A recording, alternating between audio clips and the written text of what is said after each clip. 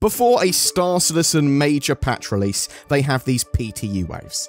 These waves are being restructured. This changes who gets to play in these patches and when they get to play, and when patches can be in this test phase for weeks, if not months sometimes. Lots of players want to play in these early waves, and I think this is an incredibly bad look for CIG. It certainly created a lot of friction on the forums, so let's actually have a look at the post, break it down, and talk about what's going on here. The post they released is called PTU Wave Restructure, Sharpening the Tools. Hello everyone! As you all may know, one of the most impactful development resources we have is the direct feedback coming from you all. This includes the player behavior data we receive from the latest builds in the PTU, the public test universe, whether it's pushing the servers to their limits under heavy load and luring out bugs that are hiding, to putting a new feature through its paces in focused test cases. You're an essential part of the process. The PTU is a replica environment of all the necessary components that make our universe work. It is an environment where both community members and Cloud Imperium staff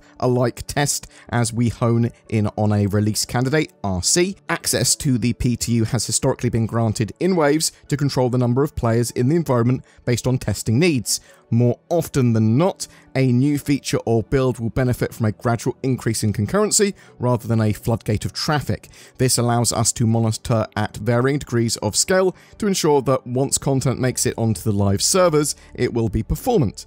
For the last 4 years, we haven't changed the PTU wave system, which regulates who has access to the test servers and when. Over time, more and more players have gained access to various waves, which has ultimately led us away from our initial goals with testing waves. We have also come to notice that many players only log in once per PTU phase to briefly inspect the latest features or new ships before waiting for the live release. This led to very high player loads in the first hours of each wave release, combined with comparatively high server costs and download provisioning, but not the sustained play testing we would have preferred. As a consequence, towards the end of a PTU phase, we sometimes lack the necessary numbers of testers to put the servers under pressure once the most significant bugs have been fixed. For this reason, the team has decided to restructure the PTU's waves to focus on player activity. Now, the more often you play and more experienced and familiar with the game and its mechanics, the earlier we'll invite you to enter the PTU. To support this, and the players that would like to access the PTU will review the activity-based wave allocation several times a year to ensure we have the most active testers within the first waves. So, if you have been following development from the sidelines recently, don't worry, hop back into the pilot seat, as future activity will lead to earlier PTU access in a relatively short time. Naturally, we also want to continue to open the door for everyone who's supported us. For this reason, we'll continue to accommodate subscribers and various concierge levels throughout the new Wave program. We are looking forward to this new approach, as together we'll gain even more data from the PTU phases, and as a result, a better experience on the live servers in the long run. Below, you'll find the new restructured waves for the PTU. Evocati Test Flight Group. This is hand-selected players under a non-disclosure agreement, NDA. Very experienced volunteer testers typically, chosen based on the long-term provision of constructive feedback, quality of bug reports, and overall activity. Wave 1. Top active players rated by hours in the previous 2 major patch cycles, and concierge that have spent $25,000 or over, known as Legatus Navium concierge backers. That's a lot of money. Wave 2, that's the next top active players rated by hours in the previous 2 major patch cycles, and Praetorian concierge level backers, which is $15,000 spent. Wave 3, again, the next top active players rated by hours, and then Wing Commander, Space Marshals, and Grand Admiral concierge levels. So this is anyone that spent $2,500 or more. Then you've got Wave 4, which is the, again, next active players rated by hours, and then High Admirals, which is $1,000 spent, which is the base level of concierge, if you will. And then Wave 5 is all backers that have an active game package. So there's a lot I want to talk about there, because what Cloud Imperium were talking about earlier in that totally makes sense, right? They want players to be more committal in testing the PTU patches. They want them, if they're going to turn up, if they're going to access it, if they're going to use basically download bandwidth, if they're going to download the game, that effectively costs CIG money. They want them to test and do as much of the focus testing as possible. They want quality of these PTU testers. That totally makes sense. That means they can control the numbers coming in more. Totally get that. However, The issue then is, well, we would like to see our stats to know how close we are to being in the next sort of levels and tiers, because at the moment it looks like some sort of voodoo magic's used to choose who gets in. The breaking up of players getting entry based on their concierge level just seems odd. There can't be that many people that have gone concierge or above, yeah?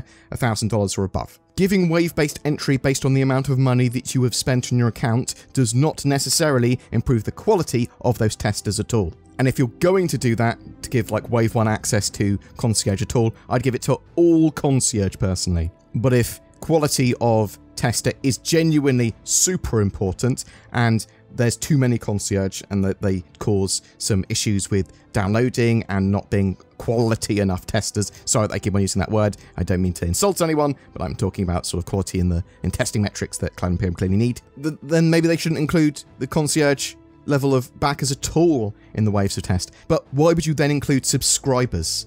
So you're basically going, there are ways of buying in to get earlier access, even if you do just want to quickly have a look at the stuff. So I understand that there is a marketing team behind Cloud Imperium that also push for sort of stuff like this. They go, what's sensible? And Cloud Imperium do have access to all of their metrics. They do know the best ways of controlling the amount of players in. So maybe this has actually been really well analysed and they've gone, well, actually, this gives us exactly what we need. It's just quite a bad look to split it up by you need $25,000 spent in the game, or you can pay the voluntary subscriber money to get in. I suppose paying that subscriber money does alleviate any problems with costs associated with data downloading. It's also that typically the Wave 1 and Evocati waves of a patch, they can be very long. So you can have the sort of Wave 1 patch being several weeks or if maybe like a couple of months sometimes.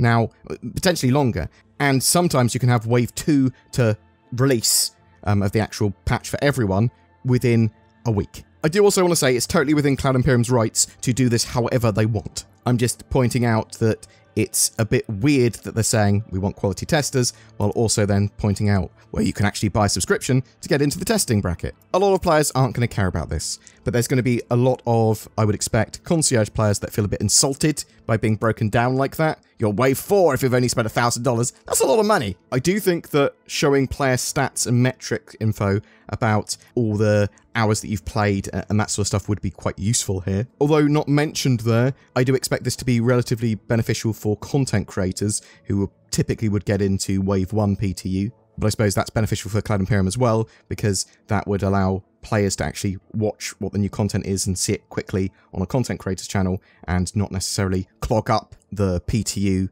by sort of jumping in just for one session themselves, as they mentioned earlier. I don't know, it's an interesting one, right? So, as I said, Cloud Imperium can do what they want, and I understand they need to take control of the PT waves and get the best quality data they can. It's just, yeah, it looks a bit weird the way they've done the Wave 1 stuff, where you can buy in as a subscriber, and obviously the breakdown of those concierge levels just looks weird. A lot of concierge backers going, oh, I don't have Wave 1 access anymore? Oh. Anyway, I'm not a massive fan of the way they've done that, but I'm really interested to know what you think. Do you not care about this at all? Are you really, really annoyed? Is this going to encourage you to subscribe? Do you think, actually, it's totally fine what Cloud Imperium have done there? They're trying to get better testing data, and they think this is going to allow them to do that? Or have marketing got their filthy claws into this and have gone, there's some ways of making extra subscriber money here? Do you think it's fair that content creators get Wave 1 access? It does make sense from my point of view. Obviously, I'm quite biased as a content creator, but that's a good way of getting a lot of people to see all that new content. Whatever your thoughts, though, I'd love to hear from you in the comments below. Are we alone in the universe? The truth is out there, but what if aliens visit Earth? But they're like monsters, and all they do is look through your internet history, judging you, laughing at you with all their alien friends, watching your every move live, and then they send like 1 million ads to you about alien products that you don't want, like those shoes and socks that have a gap between your big toes. No one needs that. But what you do need is nordvpn.com/boardgamer, which helps you prevent that happening from the more real threat of humans doing the same. It encrypts your internet connection, hides your IP address and location, it has an inbuilt ad blocker, and also helps you gain access to region-based content. You should go to nordvpn.com/boardgamer and get a big ol' discount. You can also click the links below. Every month, we have a ship giveaway. For August, it's for a Crusader Mercury Star Runner with lifetime insurance. This medium-sized, well-armed cargo and data hauler is great for trying out a huge range of what Star Citizen has to offer, a perfect mission runner ship. To be in for a chance of winning, just comment on any of my videos made during the month. More details in the description below. There are some amazing people that help support the channel by clicking on the join button under my videos and becoming a channel member or becoming a Patreon with the links below. That helps keep the channel going and producing daily content. Please consider joining their ranks, but commenting, liking, subscribing, that all massively helps too. Thanks for watching to the end, and I'll see you in the verse.